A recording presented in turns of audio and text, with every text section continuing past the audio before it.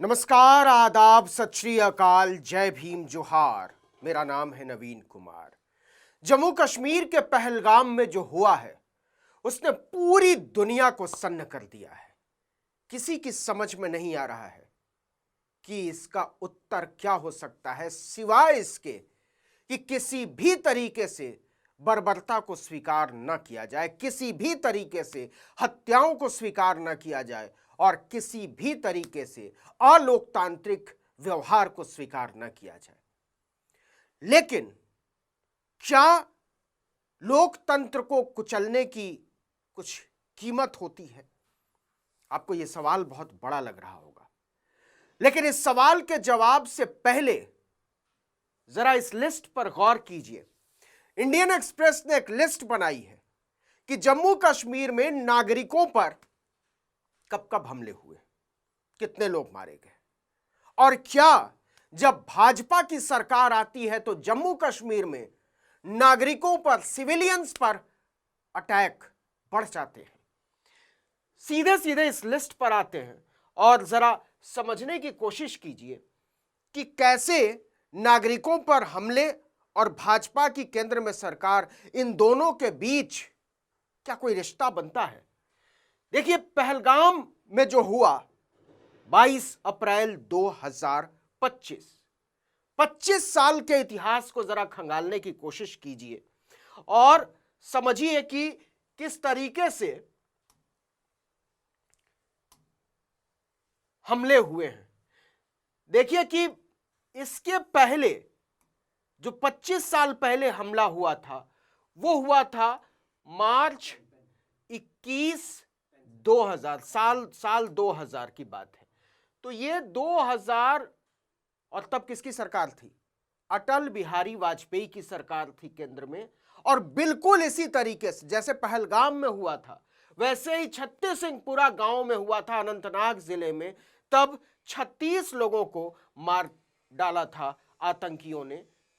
21 मार्च की तारीख थी, 36 लोगों को वाजपेयी की सरकार थी। इसके बाद दूसरा हमला, मैं सिविलियन अटैक्स की बात कर रहा हूं, सिविलियंस पर अटैक, नागरिकों पर हमले की बात कर रहा हूं। अगस्त 2020 फिर से अटल बिहारी वाजपेयी की सरकार, अमरनाथ यात्रियों पर हमला हुआ नुनवा में बेस कैंप पर, और लगभग 2 दर्जन अमरनाथ जा रहे तीर्थयात्रियों को मार डाला गया। जुलाई 2021 एक बार फिर से अमरनाथ यात्रियों को निशाना बनाया गया। इस बार शेषनाग बेस कैंप पर हमला हुआ और 13 लोगों की जान गई। उसके बाद अब देखिए 2000 में हुआ हमला 2 बार, मार्च 21 2000, अगस्त 2000, फिर अगले साल जुलाई 2001, 2002 में हुआ चंदवारी बेस कैंप पर, फिर से अमरनाथ यात्रियों पर 11 अमरनाथ यात्रियों को मार दिया गया। इसके बाद यह 2002 की बात है, अटल बिहारी वाजपेयी की सरकार थी। नवंबर 23 2002 उसी साल एक बार फिर से 9 लोगों को निशाना बनाया गया। 3 महिलाएं थीं, 2 बच्चे थे। आईईडी ब्लास्ट हुआ था लोअर मुंडा, साउथ कश्मीर में, जम्मू श्रीनगर नेशनल हाईवे पर। फिर 23 मार्च 2003 24 कश्मीरी पंडितों को मार दिया गया, 11 महिलाएं थी, 2 बच्चे। तो 2000 में 2 हमले, 2001 में 1 हमला, 2002 में 2 हमले, 2003 में हमला, और उसके बाद सीधे 2005 में हमला होता है। मनमोहन सिंह की सरकार आई थी, 13 नागरिकों की हत्या कर दी गई थी। और उसके बाद 2016 में एक हमला होता है, माफ कीजिएगा, 2006 में एक हमला होता है, 9 नेपाली और बिहारी मजदूरों की हत्या होती है। और 2017 में, तो 2004 के बाद, 2005 के बाद 2006, और उसके बाद 2006 के बाद जो पहला हमला होता है वो होता है 2017 में। 10 जून 2017 को नरेंद्र मोदी की सरकार आ चुकी थी, कुलगाम में हमला होता है, 8 लोगों को मारा जाता है। तो 2006 से लेकर कमोबेश 2017 तक, मतलब 11 साल तक कश्मीर में नागरिकों पर कोई हमला नहीं होता। सुरक्षा बलों को निशाना बनाया जाता है, इधर उधर हमले होते हैं, छिटपुट हमले होते हैं, लेकिन इस तरीके से नागरिकों पर सामूहिक तौर पर कोई टारगेटेड अटैक नहीं होता है पूरे 11 साल तक। तो और 2017 के बाद आता है 2019 का साल, 5 अगस्त 2019, धारा 370 का खत्म। और उसके बाद क्या होता है, जरा समझने की कोशिश कीजिए कि क्या जब आप डेमोक्रेटिक फोर्सेस को कुचलते हैं, जब आप लोकतांत्रिक प्रणाली को कुचलते हैं, तो आप नागरिकता के बोध की भी हत्या करते हैं। और क्या आप ऐसी ताकतों को कहीं ना कहीं मजबूत कर रहे होते हैं। 2005 अगस्त 2019 धारा 370 खत्म। उसके बाद क्या होता है, बल्कि उसके पहले से शुरू हो चुका होता है, आप जम्मू कश्मीर में लोकतंत्र की हत्या कर देते हैं, खत्म कर देते हैं लोकतंत्र को। वहां के 3 पूर्व मुख्यमंत्रियों को उठाकर आप हिरासत में डाल देते हैं। इसका मतलब यह है कि प्रधानमंत्री नरेंद्र मोदी को कोई विश्वास हासिल नहीं था जम्मू कश्मीर के लोकतांत्रिक ताकतों का। इसलिए आप 3 मुख्यमंत्रियों को, पूर्व मुख्यमंत्रियों को उठाकर जेल में डाल देते हैं, नजरबंद कर देते हैं, गेस्ट हाउस में डाल देते हैं, उनके घरों में बंद कर देते हैं, उनसे मिलने जुलने वालों पर पाबंदी लगा देते हैं, उनका घर से बाहर निकलना बंद कर देते हैं। और यह लंबे समय तक चलता है। चुनाव खत्म, विधानसभा खत्म। तो नरेंद्र मोदी ने जम्मू कश्मीर के जो हालात हैं, हम ये नहीं कह रहे हैं कि बीच का जो 11 साल का अरसा रहा उसमें आतंकवाद खत्म हो गया था, नहीं हुआ था, लेकिन एक शांति की तरफ बढ़ता हुआ जम्मू कश्मीर दिखाई दे रहा था। नागरिक सुरक्षित महसूस कर रहे थे।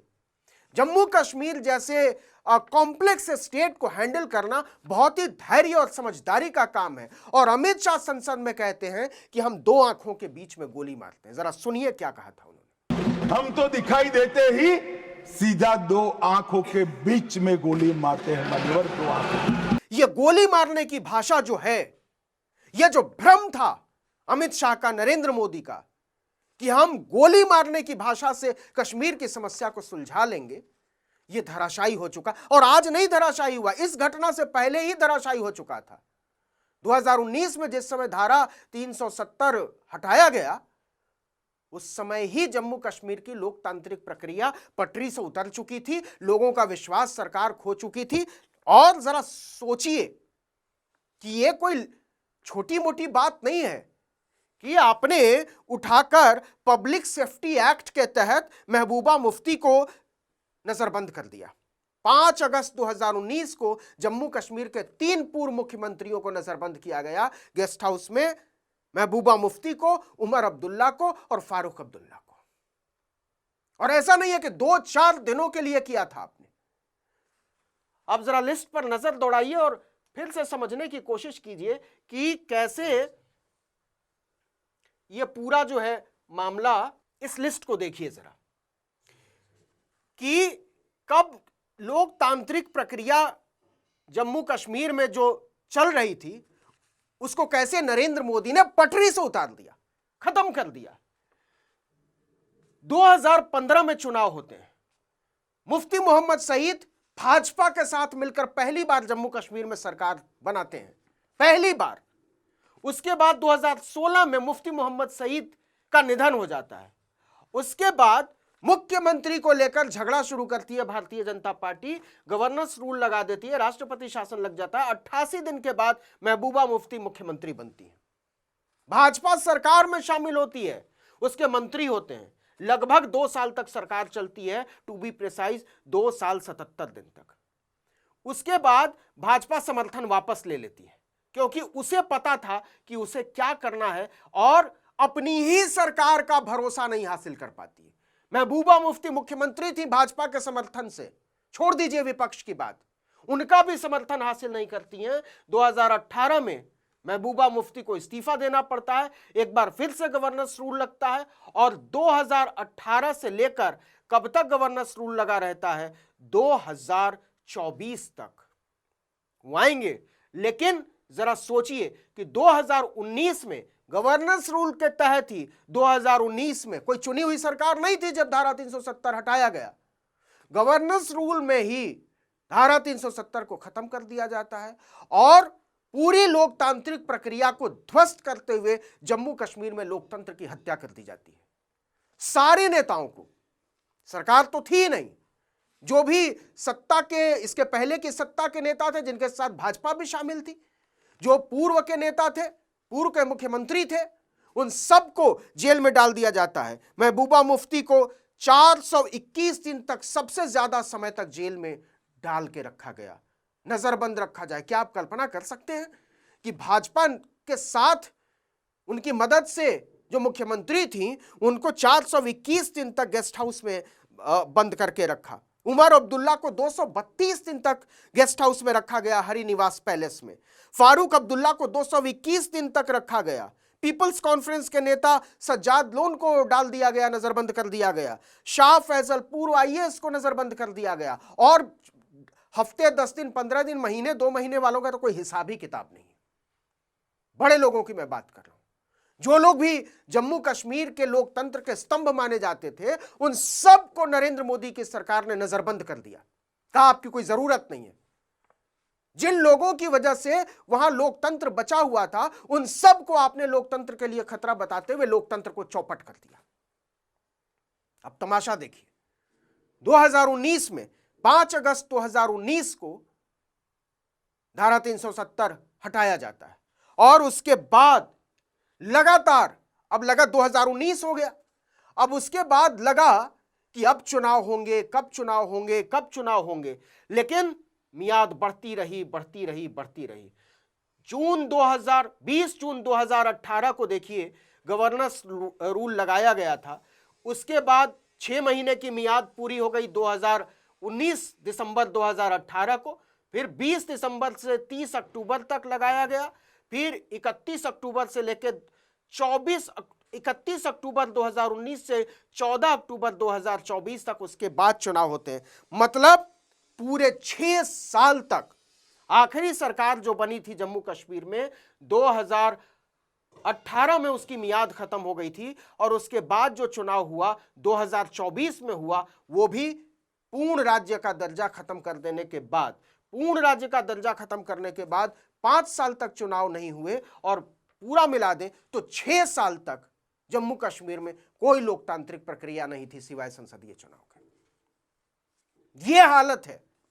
तो जिन लोगों के जरिए जम्मू कश्मीर में एक लोकतांत्रिक विश्वास था, जनता की भागीदारी कायम थी, वो अपनी शिकायतों के लिए जा सकते थे, पहुंच सकते थे, उन सब को नरेंद्र मोदी ने अमहत्वपूर्ण बना दिया, डिफंक्ट बना दिया, उनको लोकतांत्रिक प्रणाली से बाहर कर दिया। और ये दिल्ली की मीडिया ये फैलाती रही कि जम्मू कश्मीर में सब कुछ सामान्य होता चला गया है। डल झील के किनारे अकेले में खड़े होकर तमाम चैनलों के जो रिपोर्टर और एंकर हैं वो प्रायोजित तौर पर जाकर बताते रहे धारा 370 खत्म करने के बाद कि जम्मू कश्मीर में सब कुछ ठीक ठाक है। सच ये है कि जम्मू कश्मीर में कभी भी कुछ भी ठीक ठाक था ही नहीं। पत्थरबाजी खत्म कर देने के नाम पर जो नैरेटिव चलाया गया, वो नैरेटिव 22 अप्रैल 2025 को ध्वस्त कर दिया कुल 4-5 आतंकवादियों ने। पूरी दुनिया को देख लीजिए, जहां भी लोकतांत्रिक बातचीत को किनारे किया गया है, जहां भी बादशाह की तरह सत्ता को, लोकतंत्र को, जनता को हांकने की कोशिश की गई है, वहां हालात बहुत अच्छे नहीं रहे हैं। वही जम्मू कश्मीर में हो रहा है। आप जम्मू कश्मीर को गाजा पट्टी बनाने की तरह सोच रहे हैं। आपको लगता है कि वहां के लोगों के लोकतांत्रिक अधिकारों को कुचलकर, वहां के लोगों के सपनों को कुचलकर और मीडिया में केवल नैरेटिव बनाकर वास्तविक संकट को दूर कर देंगे तो शुतुरमुर्ग की तरह रेत में गर्दन छिपा लेने से हालात नहीं बदल जाएंगे। जो हुआ है पहलगाम में वो निश्चित तौर पर बेहद बुरा है, बेहद अफसोसनाक है, बेहद दर्दनाक है, बर्बर है और उसकी जितनी निंदा की जाए, जितनी भर्त्सना की जाए उतना कम है। लेकिन यह तो सोचना ही पड़ेगा कि इसका जिम्मेदार कौन है। क्या वाकई लोकतांत्रिक प्रणाली को डिमीन करके, उसको नीचा दिखाकर लोकतंत्र को कायम रखा जा सकता है? लोकतांत्रिक विश्वास को कायम रखा जा सकता है? नागरिकता के बोध को जिंदा रखा जा सकता है? ऐसे सवाल हमारे सामने हैं, आपके सामने भी हैं, लेकिन ज़रा सोच कर देखिए कि आने वाले दिन कैसे होंगे। ये तो जो हुआ है वो हमारे सामने है, लेकिन जम्मू कश्मीर में बहुत कुछ ऐसा चल रहा है जो मीडिया आपको नहीं दिखा रहा है। दबाया जा रहा है जिन खबरों को, और सरकार जिनसे नजरें चुरा रही है। नजरें खोल कर देखिए और सोचिए। हमने बात ही नहीं की इंटरनेट बैन कितने समय तक रहा। 2G बैन जो है वो जनवरी 2020 तक बंद रहा। जरा सोचिए कि 1 साल तक इंटरनेट वहां था ही नहीं, और जो 4G की बहाली हुई 2021 में जाकर हुई, 2 साल बाद 5G का तो पूछिए मत। तो ये हालत है जम्मू कश्मीर की। और इसके बाद पार्लियामेंट में जब कहते हैं अमित शाह कि लोकतंत्र का नया चेहरा हमने बना दिया है, तो इस पर सिर्फ हंसी आ सकती है। लेकिन एक बात जो मैं कहना चाहता हूं वो ये कि इतिहास नायकों को याद रखता है, इतिहास खलनायकों को भी याद रखता है, लेकिन इतिहास विदूषकों को कभी याद नहीं रखता। कहीं ऐसा ना हो कि इतिहास नरेंद्र मोदी को एक विदूषक की तरह याद करे। इस वीडियो में इतना ही। आर्टिकल 19 इंडिया को लाइक, सब्सक्राइब, शेयर कीजिए। नमस्कार।